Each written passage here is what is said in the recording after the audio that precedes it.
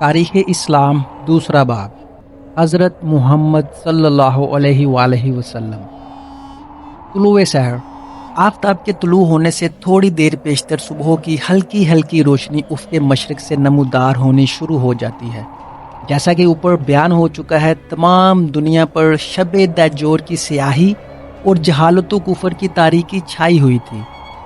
اس عالمگیر گمراہی کی شب تاریک کے ختم ہونے کا وقت آیا تو طلوع آفتاب کی خبر دینے کے لیے اول سپیدہ سحر نمودار ہوا۔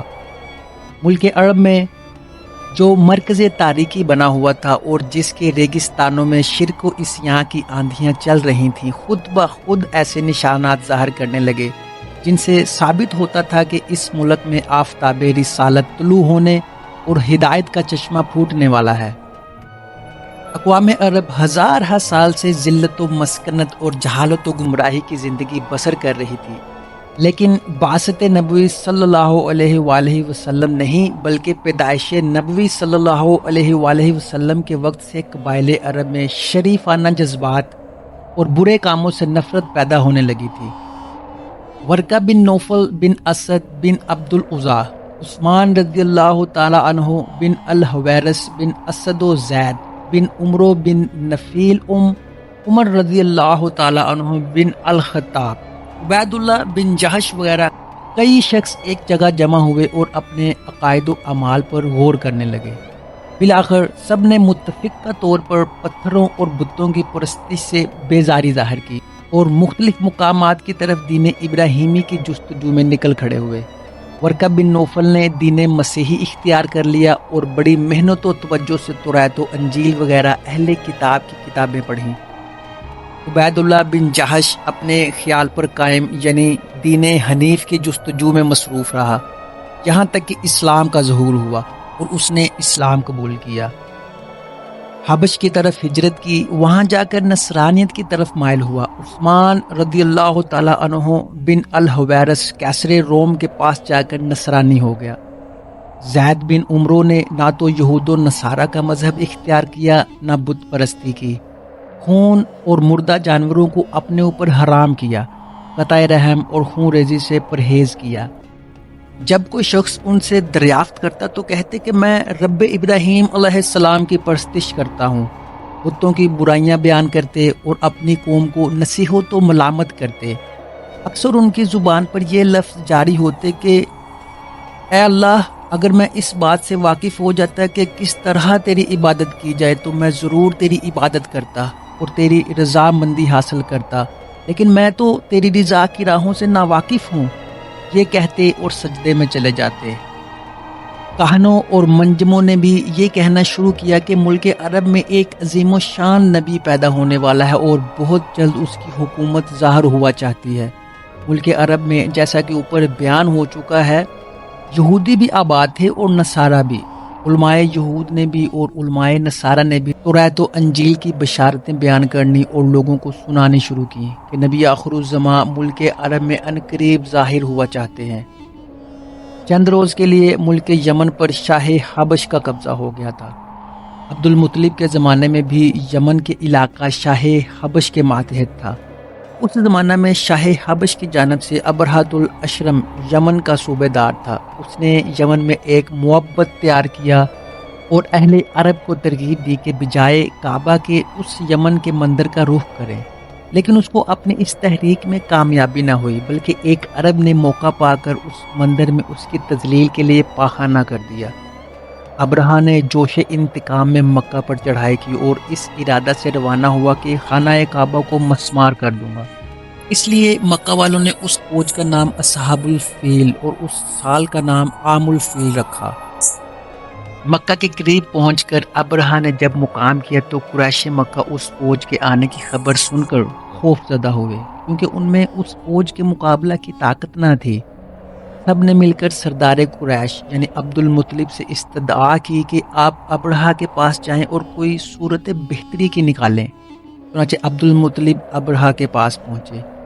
اس نے جب ان کی شریفانہ وجیہہ صورت دیکھی اور ان کی نجابت و سرداری کا حال سنا تو بہت متاثر ہوا اور عزت کے مقام پر بٹھایا اور آنے کا مقصد دریافت کیا۔ عبد المطلب نے کہا کہ آپ کے لشکر نے میرے 40 یا 200 اونٹ پکڑ لیے ہیں، وہ مجھے دلوائے جائیں۔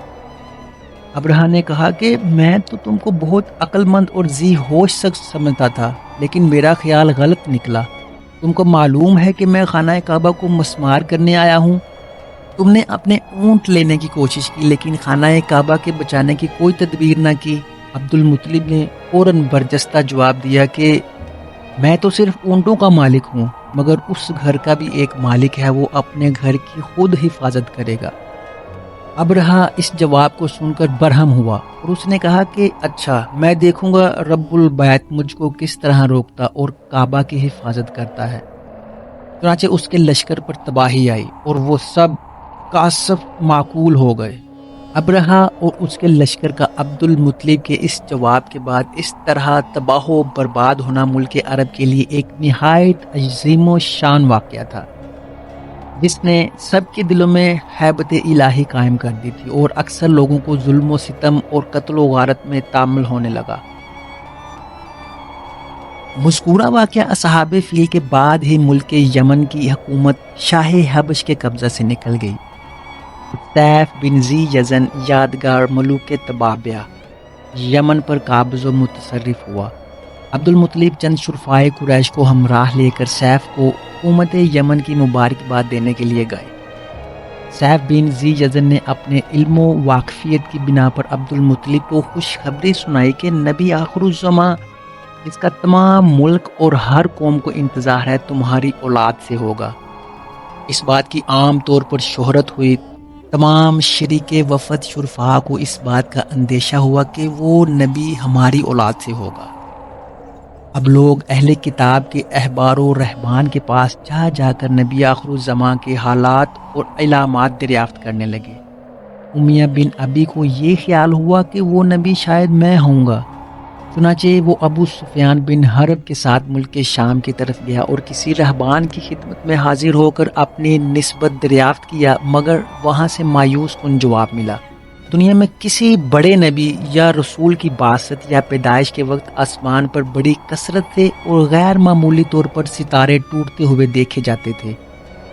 چنانچہ اسی کثرت سے غیر معمولی طور پر حضرت صلی اللہ علیہ وآلہ وسلم کے پیدائش کے قریب شہادت ثاقب آسمان پر نمودار ہوئے، اور علماء اہل کتاب نے حکم لگایا کہ یہ نبی آخر الزماں کی پیدائش کا زمانہ ہے۔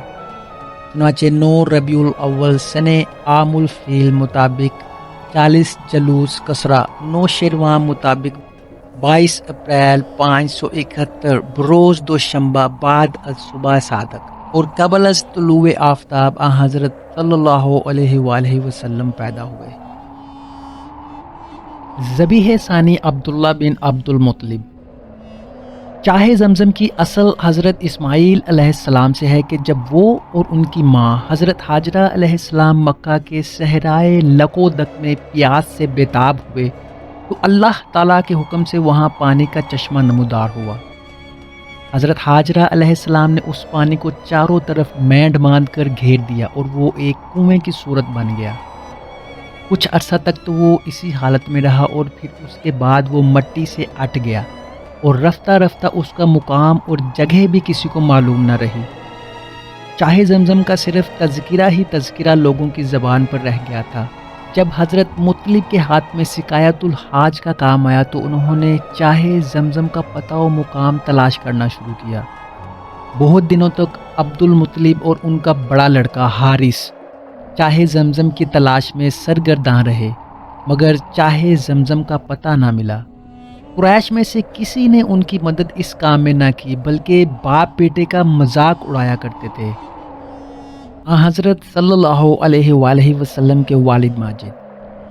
ایک روز عبد المطلب نے خواب میں چاہے زمزم کا نشان دیکھا اور کھودنا شروع کیا۔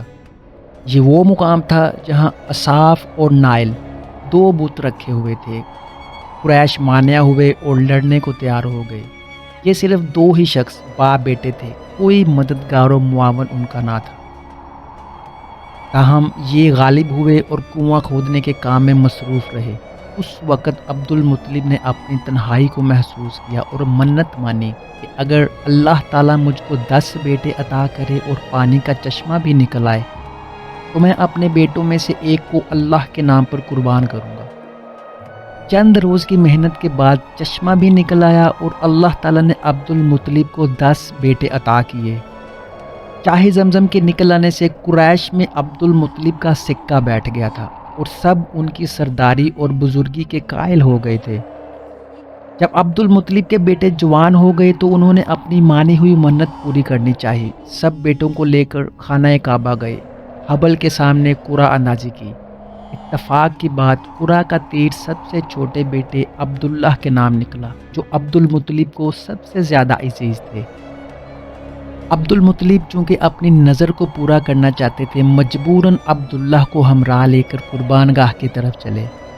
عبداللہ کے تمام بھائیوں، بہنوں اور قریش کے سرداروں نے عبد المطلب کو اس حرکت یعنی عبداللہ کے ذبح کرنے سے باز رکھنا چاہا، مگر عبد المطلب نہ مانے۔ آخرکار بڑی رد و قد کے بعد یہ معاملہ شجاع نامی کہنا کی طرف رجوع کیا گیا۔ اس نے کہا، تمہارے ہاں ایک آدمی کا خون بہا 10 اونٹ ہیں، بس تم ایک طرف 10 اونٹوں کو ذبح کرو اور قرعہ عبداللہ کے نام پر آئے تو 10 اونٹ اور بڑھا کر 20 اونٹ عبداللہ کے بالمقابر رکھو اور پھر قرعہ ڈالو۔ اسی طرح ہر مرتبہ 10 اونٹ بڑھاتے جاؤ یہاں تک کہ قرعہ اونٹوں کے نام پر آ جائے۔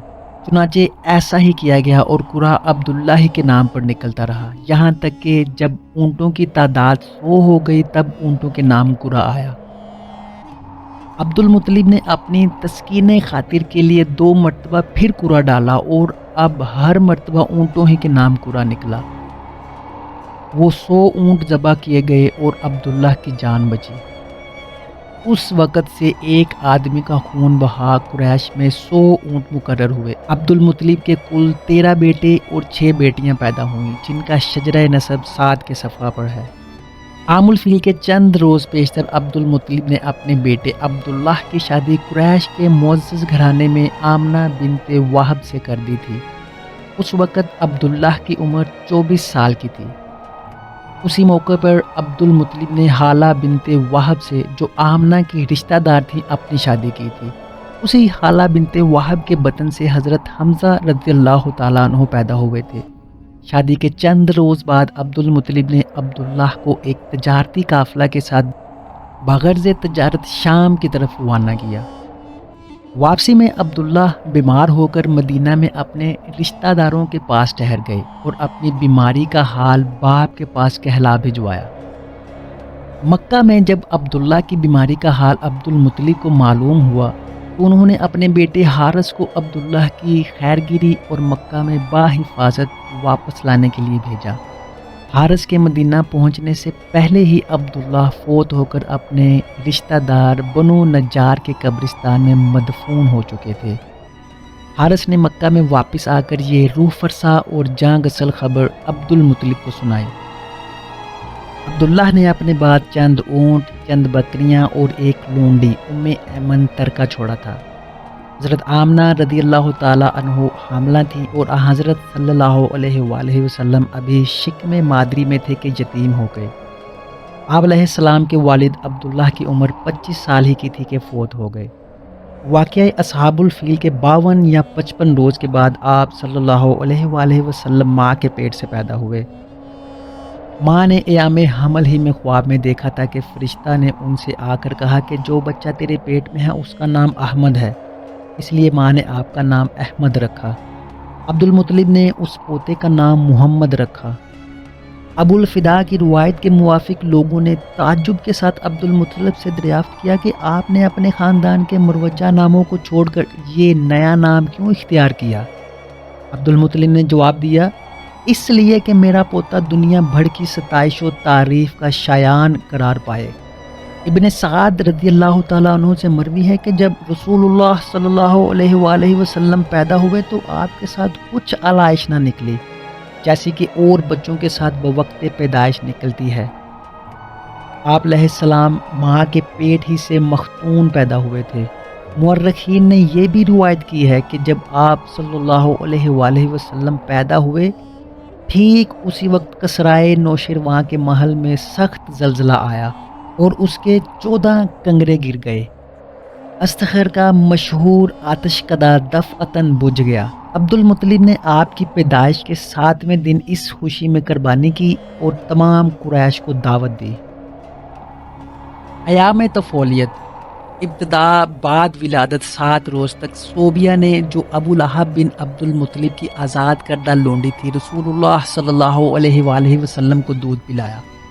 رسول اللہ صلی اللہ علیہ وآلہ وسلم کے چچا حضرت حمزہ رضی اللہ تعالی عنہ کو بھی صوبیہ نے دودھ پلایا تھا، اس لیے مسروق بن صوبیہ اور حضرت حمزہ رضی اللہ تعالی عنہ دونوں آپ علیہ السلام کے رضائی بھائی تھے۔ 8ویں روز شرفائے عرب کے دستور کے مطابق آپ صلی اللہ علیہ وآلہ وسلم قوم حوازن کے قبیلہ بنی سعد کی ایک خاتون حلیمہ کے سپرد کیے گئے کہ وہ بطور داعیہ آپ صلی اللہ علیہ وآلہ وسلم کو دودھ پلائیں اور اپنے پاس رکھ کر پرورش کریں۔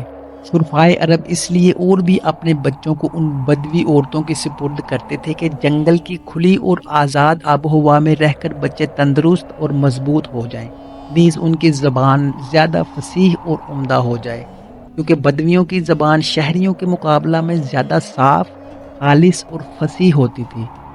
حلیمہ سعدیہ سال میں 2 مرتبہ یعنی ہر 6 مہینے آپ صلی اللہ علیہ وآلہ وسلم کو مکہ میں لا کر آپ صلی اللہ علیہ وآلہ وسلم کی والدہ آمنہ اور آپ صلی اللہ علیہ وآلہ وسلم کے دادا عبد المطلب کو دکھا جاتی تھی۔ آپ صلی اللہ علیہ وآلہ وسلم نے 2 برس کی عمر تک حلیمہ سعدیہ کا دودھ پیا اور 2 برس تک اور یعنی 4 سال کی عمر تک حلیمہ سعدیہ کے گھر قبیلہ بنی سعد میں پرورش پاتے رہے۔ جب آپ صلی اللہ علیہ وآلہ وسلم کی عمر 6 برس کی تھی تو آپ صلی اللہ علیہ وآلہ وسلم کی عمر 4 برس کی ہو گئی، تو آپ صلی اللہ علیہ وآلہ وسلم کی والدہ آمنہ رضی اللہ تعالی عنہ نے اپنے پاس مکہ میں رکھ لیا۔ 2 برس کے بعد جبکہ آپ صلی اللہ علیہ وآلہ وسلم کی عمر 6 سال کی تھی تو آپ صلی اللہ علیہ وآلہ وسلم کو ہمراہ لے کر اپنے عزیز و اقارب سے ملنے مدینہ منورہ کی طرف تشریف لے گئیں۔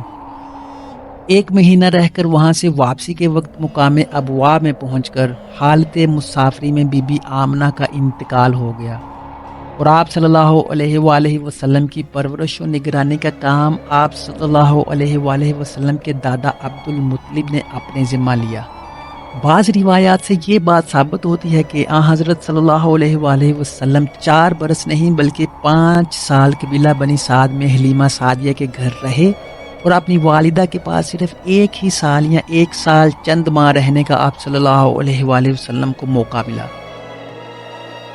آپ صلی اللہ علیہ وآلہ وسلم کی عمر قریباً 5 سال کی تھی اور آپ صلی اللہ علیہ وآلہ وسلم اپنے رضائی بھائی بہنوں یعنی حلیمہ کے بچوں اور بنی سعد کے ہم عمر لڑکوں کے ساتھ گھر سے باہر بکریاں چرا رہے تھے کہ واقعہ شک صدر وقوع میں آیا۔ سیرت ابن ہشام کی روایت کے موافق حلیمہ بنت ابی زہیب اس واقعہ کو اس طرح بیان کرتی ہیں کہ ایک روز میرے دونوں بچے ڈرتے ہوئے میرے پاس آئے اور کہا کہ 2 سفید پوش آدمی ہمارے قریشی بھائی کو پکڑ کر لے گئے اور ان کا سینہ چاک کر ڈالا۔ میں اور میرا شوہر حارث بن عبد العزیٰ دونوں اس مقام پر گئے، دیکھا کہ خوف کے مارے آپ کا رنگ ہے۔ میں نے دوڑ کر آپ کو گلے لگایا اور حال دریافت کیا تو آپ صلی اللہ علیہ وآلہ وسلم نے فرمایا کہ 2 سفید پوش آدمی میرے پاس آئے اور مجھ کو چت لٹا کر میرا سینہ چاک کیا، میرا دل نکالا، پھر اس میں سے کوئی چیز نکال لی۔ حلیمہ نے دیکھا تو کسی زخم یا خون کا نشان نہ تھا۔ انہوں نے یہ سمجھ کر کہ اس لڑکے پر کسی جن وغیرہ کا کوئی اثر ہو گیا ہے، آپ صلی اللہ علیہ وآلہ وسلم کو دیر تک اپنے پاس رکھنا مناسب نہ سمجھا اور آپ صلی اللہ علیہ وآلہ وسلم کو اپنی والدہ کے پاس مکہ میں لا کر تمام کیفیت سنا دی اور اپنا خیال ظاہر کیا کہ اس لڑکے پر کسی جن کا اثر ہو گیا ہے۔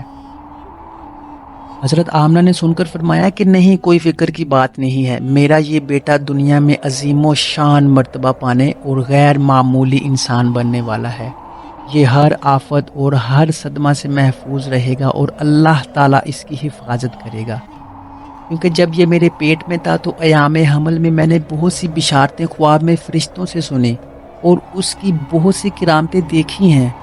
صحیح مسلم میں انس بن مالک رضی اللہ تعالی عنہ سے روایت ہے کہ ایک روز جب آپ صلی اللہ علیہ وآلہ وسلم مکہ میں لڑکوں کے ساتھ گھیر رہے تھے، حضرت جبرائیل علیہ السلام آپ صلی اللہ علیہ وآلہ وسلم کے پاس آئے، آپ صلی اللہ علیہ وآلہ وسلم کا دل چیرا اور ایک قطرہ نکال کر کہا کہ یہ شیطان کا حصہ تھا۔ بعد اس کے آپ صلی اللہ علیہ وآلہ وسلم کا دل سونے کے طشت میں آب زمزم سے دھویا، پھر اس کو باجن سے جہاں رکھا ہوا تھا رکھ دیا۔ واللہ تعالی عالم ورسولہ عالم۔